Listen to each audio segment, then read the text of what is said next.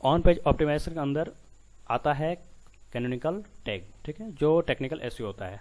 तो पहला पॉइंट हम लोग देखते हैं, use canonical code in every page of the website according to the page. तो जब जो वेबसाइट होता है उसका जो पेज होता है, बहुत सारे पेज होते हैं ना वेबसाइट के अंदर, तो उस पेज में आपको यूज करना पड़ेगा कैनोनिकल टैग का यूज करना पड़ेगा, ठीक है। जो कोड होता है, कैनोनिकल कोड होता है, उसको आप यूज करना पड़ेगा। और जो सेकेंड पॉइंट है, देखिए, no need using canonical code for WordPress and Blogger. जब आप वेबसाइट बनाने के लिए आप वर्डप्रेस का यूज करते हैं या गूगल ब्लॉग का यूज करते हैं वेबसाइट बनाने के लिए, तो उस टाइम पे आपको कैनोनिकल कोड लगाने की ज़रूरत नहीं है, क्योंकि जैसे ही आप पेज क्रिएट करते हैं वर्डप्रेस में वेबसाइट बनाने के लिए, जब पेज क्रिएट करते हैं तो उस टाइम पे वो जो कैनोनिकल कोड है वो ऑटोमेटिक वहाँ क्रिएट हो जाता है, ऑटोमेटिक क्रिएट हो जाता है। और जो कोड होगा ये इस तरह का होगा, देखिए, ये इस तरह का कोड आपको देखने को मिल जाएगा वेबसाइट में। और आप जब यूज कीजिएगा इस कोड को, लगाइएगा जब, जैसे कि आप PHP में, .NET में, अदर दूसरे बहुत सारे टेक्नोलॉजी आजकल यूज हो रहे हैं साइट बनाने के लिए, वेबसाइट बनाने के लिए, तो आप इस तरह का कोड का आप यूज कीजिएगा। जो अंदर करते हैं, जो हेड टैग होता है उसके अंदर हम लोग यूज करते हैं कैनोनिकल टैग का, और ये इस तरह का कोड आपको देखने को मिलेगा, ठीक है। ये इस तरह का कोड आपको देखने को मिलेगा, ठीक है। कैनोनिकल टैग का जो कोड है ये है। तो एक एग्जांपल हम ओपन हम लोग करते हैं, ये तो एग्जांपल मैंने यहाँ पे दे रखा है, और एक रियल वेबसाइट हम लोग ओपन करते हैं। तो इंस्टाग्राम को हम लोग ओपन कर लेते हैं, ठीक है। इंस्टाग्राम मैंने ओपन कर रखा हुआ है ऑलरेडी, और इसका आप जाके इंस्टाग्राम जैसे ही आपका पेज खुलेगा या जो भी आप वेबसाइट खोलिएगा उसमें राइट क्लिक कीजिएगा, तो उसमें आपको मिलेगा सोर्स कोड, ठीक है। तो सोर्स कोड में जाके क्लिक कीजिएगा, तो ये आपका जो सोर्स कोड है वो आपको यहाँ दिखेगा, और यहाँ से आप फाइंड कर सकते हैं कैनोनिकल टैग को, ठीक है। बटन प्रेस कीजिएगा Ctrl+F, तो आपको वहाँ पे फाइंड का बॉक्स आएगा और यहाँ पे लिखिएगा कैनोनिकल, तो आपको यहाँ पे दिख जाएगा, ठीक है। और ये रहा आपका कैनोनिकल टैग का जो मैंने कोड दिखाया था ना, ये रहा कोड, कैनोनिकल टैग का कोड ये रहा, ठीक है। तो आप कोई भी वेबसाइट ओपन कीजिए और चेक कर सकते हैं कैनोनिकल टैग जो लगा है या नहीं लगा है, वो आप चेक कर सकते हैं। तो जितने भी वेबसाइट, मैक्सिमम सभी वेबसाइट में आपको मिल जाएगा कैनोनिकल टैग लगा हुआ। और जो नए वेबसाइट होते हैं, जो रिसेंटली अभी बना हुआ है, जो छोटे छोटे वेबसाइट होते हैं, उसमें अगर यूज़ किया गया होगा कैनोनिकल टैग को, तो ही आपको मिलेगा। अदरवाइज सभी वेबसाइट में आपको मिल जाएगा जनरली, ठीक है। और आपको ध्यान रखना है कि वर्डप्रेस वाले जो साइट होते हैं और जो गूगल ब्लॉग के साइट होते हैं उसमें आपको उसमें भी आपको दिख जाएगा, बट हम लोग को उसमें लगाने की ज़रूरत नहीं है। As a search engine optimiser आपको यूज करने का ज़रूरत नहीं है, आपको नीड नहीं है कैनोनिकल टैग लगाने का, ठीक है। वो ऑलरेडी क्रिएट हो जाता है। और आप चेक भी कर सकते हैं, जो वर्डप्रेस वाले जो साइट हैं, गूगल ब्लॉग के साइट है, उसमें भी आप जाके चेक कर सकते हैं इस कोड को, ठीक है। और तो हम लोग अब देखते हैं कि जो कैनोनिकल टैग है इसका यूज हम लोग क्यों करते हैं, ठीक है। तो इसका भी हम लोग देखते हैं। तो इसका यूज होने के कारण देखिए Google will count for website. देखिए समझ लीजिए कि आपके पास एक वेबसाइट है, ठीक है, www.digitalmediajuice.com, एक एग्जांपल मैंने ले लिया है, एक आपके पास वेबसाइट है, ठीक है। तो अगर यूजर कोई सर्च करता है ना कि digitalmediajuice.com या www लगा के या http लगा के, या http फिर www लगाता है, बहुत सारे यूजर ऐसे हैं कि लगा के अगर यूज कर रहा है, तो गूगल क्या है कि गूगल काउंट करेगा ये कि 4 वेबसाइट है, ठीक है। ये 4 वेबसाइट काउंट करेगा कि ये जो 4 वेबसाइट है ABCD, देखिए एग्जांपल लिखा हुआ है, ये चारों का मैं यहाँ पे बात कर रहा हूँ। तो गूगल यहाँ पे काउंट करेगा कि ये 4 वेबसाइट है। अगर आप यूज नहीं किए हैं कैनोनिकल टैग का, अगर यूज नहीं किए हैं, तो ये काउंट करेगा कि ये 4 अलग अलग वेबसाइट है, ठीक है। अगर इसके बाद देखिए कि वी यूज कैनोनिकल लिंक, अगर हम लोग कैनोनिकल लिंक का यूज करते हैं, इसके बाद आफ्टर लिंकिंग, इसके बाद गूगल क्या करेगा, इसको एक ही वेबसाइट मानेगा कि नहीं ये सेम वेबसाइट है, ये एक वेबसाइट है, अलग अलग नाम का ये एक ही वेबसाइट है, ये अलग अलग मानता है गूगल। अगर आप यूज नहीं किए हैं कैनोनिकल का, तो ये अलग अलग वेबसाइट माना जाता है गूगल के द्वारा, ठीक है। और तो हम लोग इसलिए यूज करते हैं कैनोनिकल टैग का, कि अगर कैनोनिकल टैग का हम लोग यूज करते हैं तो गूगल अब ये समझता है कि अगर यूजर कुछ भी अगर टाइप करे, या विदाउट www या विदाउट HTTP के, जैसे कि www से कोई सर्च कर रहा है या HTTP लगा कर रहा है, या HTTP नहीं लगा रहा है, www भी नहीं लगा रहा है, अगर सर्च कर रहा है, डायरेक्ट URL सर्च कर रहा है, तो वो सिर्फ एक ही वेबसाइट को दिखाएगा जो आपका वेबसाइट होगा, ठीक है। तो इसलिए हम लोग यूज करते हैं कैनोनिकल टैग का, जिससे गूगल एक ही वेबसाइट मानेगा। अब आता है इमेज ऑप्टिमाइजेशन। हम लोग इमेज ऑप्टिमाइजेशन क्यों करते हैं? इसलिए करते हैं क्योंकि अगर आपका कोई बिजनेस है, उस बिजनेस का जो आपने नाम रखा हुआ है, अगर उस नाम को लोग अगर सर्च करते हैं और सर्च करने के बाद इमेज वाले ऑप्शन में जाते हैं, तो आपका जो इमेज है वो दिखता है गूगल पे, ठीक है। या आप अगर आपके बिजनेस से रिलेटेड अगर किस तरह का क्यूरी सर्च किया जाता है, तो वो आपका इमेज यहाँ पे शो करेगा, ठीक है। तो इसलिए हम लोग इमेज ऑप्टिमाइजेशन का यूज करते हैं। मैं अभी प्रैक्टिकल करके दिखाऊंगा क्योंकि अभी इमेज ऑप्टिमाइज करने का फ़ायदा क्या होता है, ठीक है, मैं दिखाऊंगा अभी प्रैक्टिकल। तो पहला पॉइंट यहाँ पे है, always optimise your image according to size and dimension. तो साइज और डायमेंशन के अकॉर्डिंग इमेज को ऑप्टिमाइज किया जाता है। और यहाँ पे देखिए, file size should not be exceed 200 KB। जो आपका इमेज का जो फाइल है वो 100 KB से ज़्यादा नहीं होना चाहिए, वो 100 KB से कम का होना चाहिए, ठीक है। और हमेशा यहाँ पे देखिए थर्ड पॉइंट में, concentrate on dimension according to device like desktop, mobile and tablet. मतलब आपको यहाँ पे ध्यान रखना होगा कि डिवाइस के अकॉर्डिंग ही आप इमेज का जो डायमेंशन है वो सेट कीजिएगा। आपका जो डिवाइस ये हो सकता है आपका डेस्कटॉप, मोबाइल और टैबलेट, तो आपको डिवाइस को ध्यान में रख के डायमेंशन सेट करना है इमेज का, ठीक है। और हम लोग इसका यूज देखिए, यहाँ पे दो टूल है, एक पहला टूल है compressor.io और एक है दूसरा फोटोशॉप का जो सॉफ्टवेयर है उसका यूज कर सकते हैं। जो डायमेंशन है उसको मैनेज करने के लिए, जो आपका फाइल साइज है उसको मैनेज करने के लिए आप फोटोशॉप सॉफ्टवेयर का यूज कर सकते हैं। और जो compressor.io है जो टूल है, इसका जो साइज है उसको, साइज को आप जो इमेज का जो साइज है उसको आप कंप्रेस कर सकते हैं, ठीक है, कम कर सकते हैं।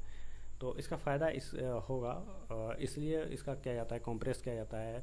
और फोटोशॉप सॉफ्टवेयर का यूज करते हैं हम लोग साइज को मैनेज करने के लिए, इसलिए किया जाता है ना, क्योंकि जब भी आपके वेबसाइट में अगर ज़्यादा बड़ा फाइल, आपका जो इमेज का जो फाइल है वो ज़्यादा, उसका जो साइज ज़्यादा अगर होगा, तो जो वेबसाइट आपका है उसका जो लोडिंग टाइम है वो काफ़ी ज़्यादा हो जाता है। मतलब कि आपका बहुत जल्दी स्पीड, आपका जो है वेबसाइट का स्पीड बहुत कम हो जाता है ओपन होने में। आपका जो वेबसाइट है वो जल्दी ओपन नहीं होता है, ठीक है, वो स्लो होता है, स्लो ओपन होता है। अगर आप इमेज को कंप्रेस किए हैं, आपका जो फाइल का जो साइज है, इमेज फाइल का जो साइज है वो कम है, तो जो वेबसाइट का स्पीड होता है वो बहुत अच्छा होता है, वो तुरंत आपका ओपन होता है साइट, ठीक है। तो इसलिए हम लोग यूज़ करते हैं, कंप्रेस करते हैं। और जो साइज है उसको हम लोग 100 KB से कम रखते हैं, ताकि वेबसाइट का जो स्पीड है वो अच्छा आपका स्पीड मिले और तुरंत ओपन हो जाए। नहीं तो फिर वो थोड़ा सा स्लो हो जाता है वेबसाइट ओपन होने में, ओपन जल्दी होता नहीं है, ठीक है। और मैं अभी दिखाता हूँ प्रैक्टिकल। और पहले हम लोग यहाँ देख लेते हैं compressor.io जो टूल है, इस टूल को मैंने यहाँ पे ओपन कर रखा हुआ है।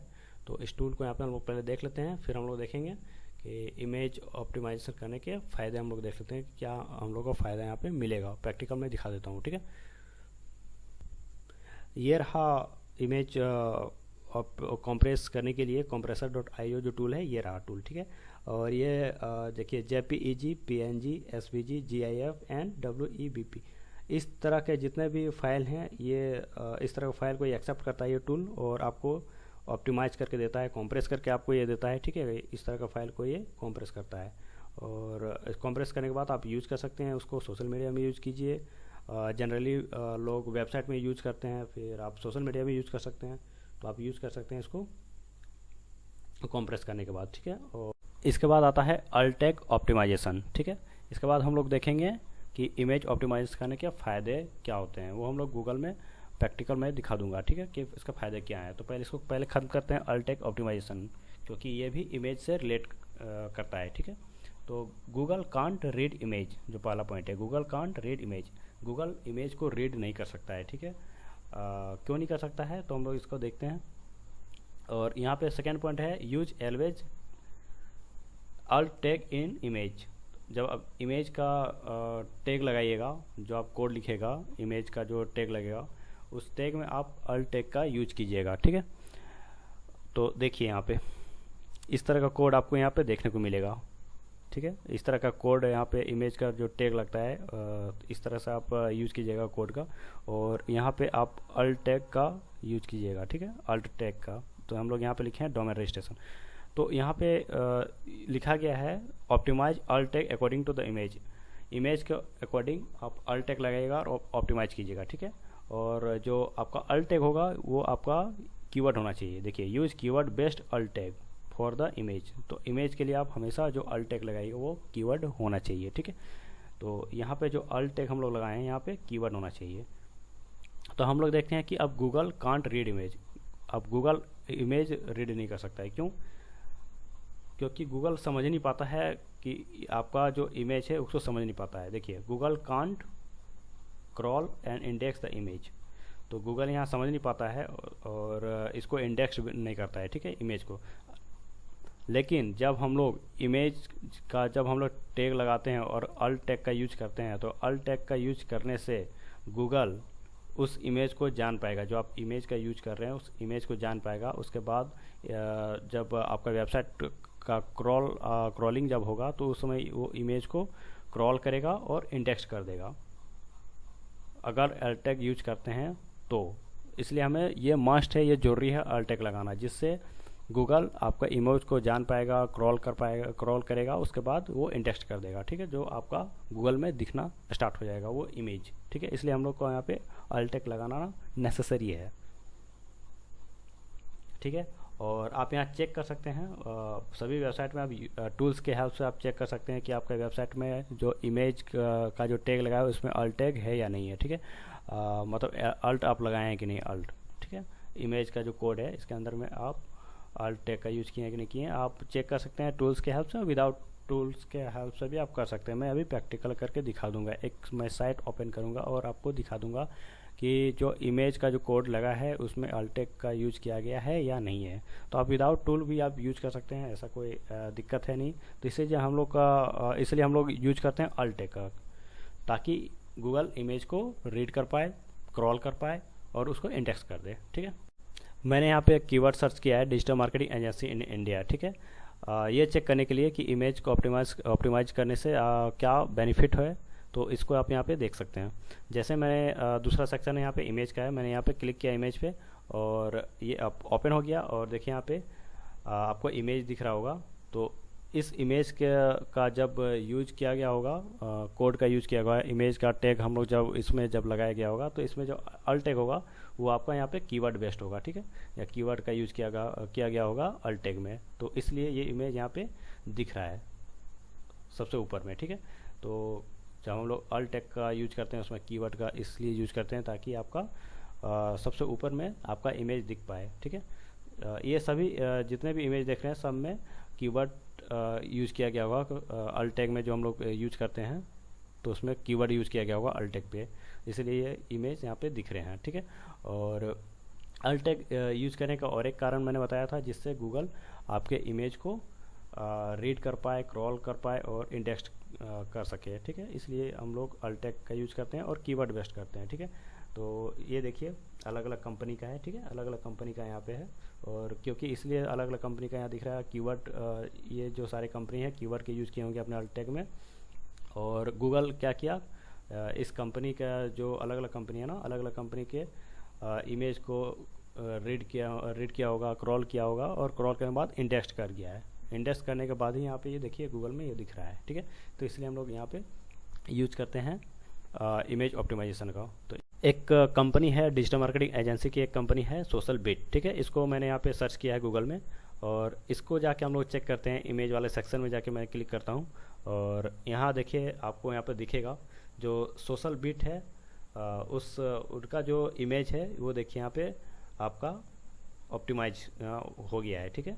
ऑप्टिमाइज हो गया है इसका, इनका जो इमेज है इसमें अल्ट टैग का यूज़ किया गया होगा और ये इसलिए यहाँ पे दिख रहा है क्योंकि जो अल्ट टैग यूज़ करने से गूगल क्रॉल करके इंडेक्स कर दिया है इनके जो इमेजेस हैं, ठीक है। तो इसलिए हम लोग यूज करते हैं अल्ट टैग का और कीवर्ड बेस्ड भी हम लोग यूज करते हैं। और कीवर्ड में इनका जो सोशल बिट है, ये सोशल बिट भी कीवर्ड है इस कंपनी के लिए। जो सोशल बिट कंपनी है इनके लिए जो कीवर्ड है वो डिजिटल मार्केटिंग एजेंसी तो है, साथ ही साथ जो सोशल बिट है ये भी इनका कीवर्ड है।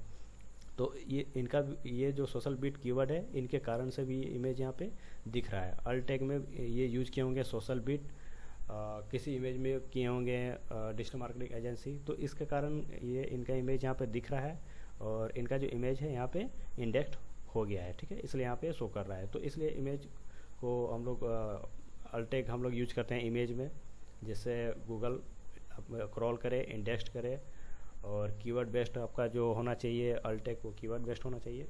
तो इस कारण से हम लोग यहाँ पे इमेज ऑप्टिमाइज करते हैं, ठीक है।